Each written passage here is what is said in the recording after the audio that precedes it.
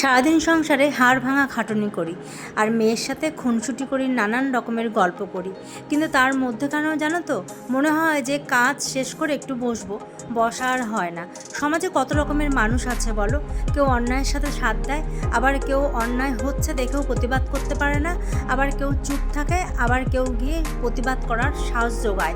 তো অ্যাকচুয়ালি উচিত তাই, জানো তো, সবসময় অন্যায় না চুপচাপ সহ্য করা যায় না। একটা মেয়ের কিন্তু বড় শত্রু হয়ে দাঁড়ায়। সেটা এই যে এত বড় একটা ঘটনা ঘটে গেল, তার মধ্যে আমরা দেখতে পারলাম। তবে এটা ঠিক, হিংসা করা জিনিসটা আলাদা, কিন্তু কারোর ক্ষতি করা, কারোর চোখের জল ফেলানো, সেটা কিন্তু খুব বাজে জিনিস। কিন্তু চোখের জলের মূল্য সকলকে একদিন না একদিন দিতেই হবে। তোমার চোখের জলে, তুমি যার জন্য চোখের জল ফেলবে তার কোনোদিন ভালো হবে না, এটা ঠিক জানা কথা। আর দেখো, সন্ধ্যাবেলা দিদি জামাইবু সবাই এসেছিল, ওরা বেরিয়ে যাওয়ার সময় তোমাদের দেখিয়ে দিলাম আর চা খাইয়েছিলাম। আর এই যে আমার প্রতিবেশী, তাদেরকে দেখিয়ে দিলাম। Good night.